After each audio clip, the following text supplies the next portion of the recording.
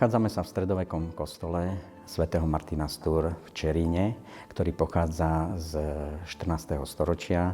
V tomto kostole sa nachádzajú stredoveké nástenné maľby, ktoré svojím spôsobom nemajú obdobu, alebo respektíve radia sa medzi top nástenné maľby, ktoré sa nachádzajú na území Slovenska.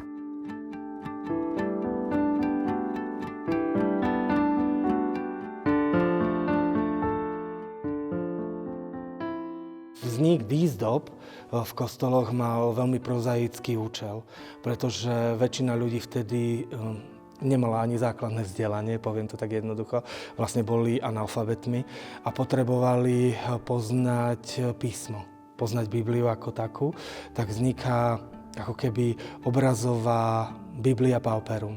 To znamená Biblia chudobných, kde oni vlastne mohli očítať ťažiskové scény, či už zo starého alebo z nového zákona, a boli takýmto naratívnym spôsobom im ponúknutí.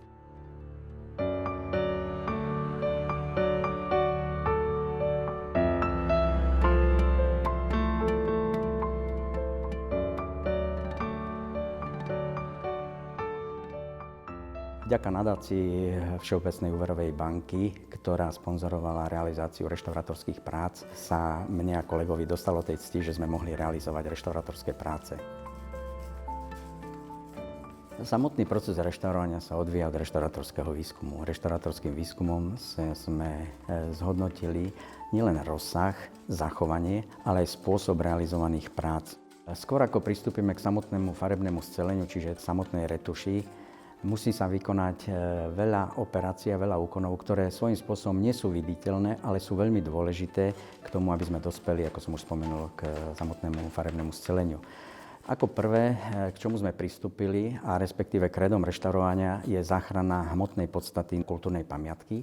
Bolo zachrániť omietku, ktorá svojím spôsobom bola nositeľkou nástenných malieb. Čiže prvý proces našich prác pozostával z upevňovania omietkového múriva a omietky ako takej.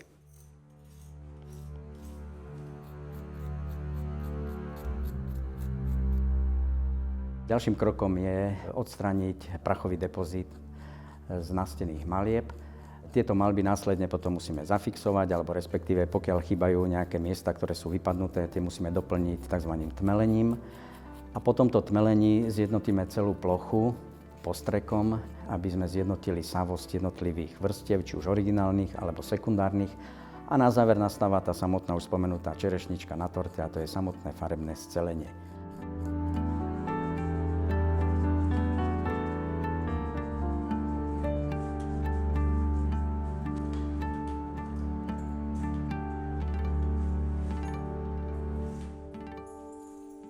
Rozhodli sme sa pre klasickú techniku retuše, ktorá sa používa na stredovekej maľbe, a to je trateggio. To znamená čiarkovanú retuš, ktorá je síce veľmi prácna, ale dovoluje divákovi okamžite odlíšiť originál od doplnku. Týmto spôsobom sa vlastne realizovala celá retuš. Čiarka k čiarke, ako taká malá vyšívka. Jednoducho sa doplňali tie farby tak, aby nepôsobili rušivo tie fľaky a veľké úbytky, ktoré tu boli v tých omietkach. Aj tá kvalita, aj veľkosť tých čiarok je riešená podľa toho, ako blízko sa k ním dá dostať.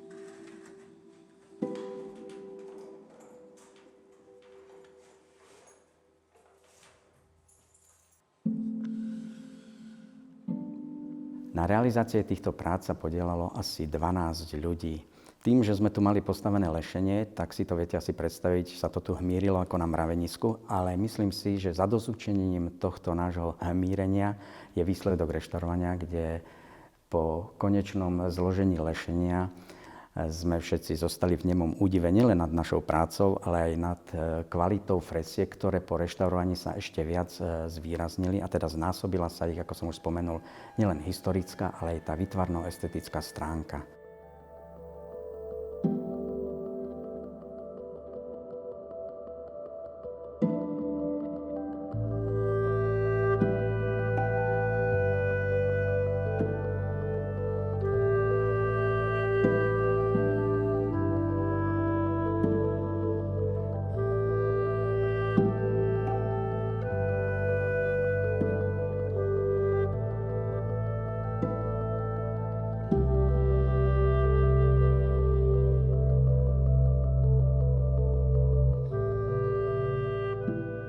zachovať tieto fresky pre budúce pokolenia je našou povinnosťou, nielen morálnou, ale aj povinnosťou toho, aby sme odovzdávali svojim následovníkom, svojim deťom, svojim potomkom to krásne, čo sa zachovalo v minulosti, čo prebiehalo a prebieha a bude prebiehať aj do budúcnosti, a to je to, čo je nemenné.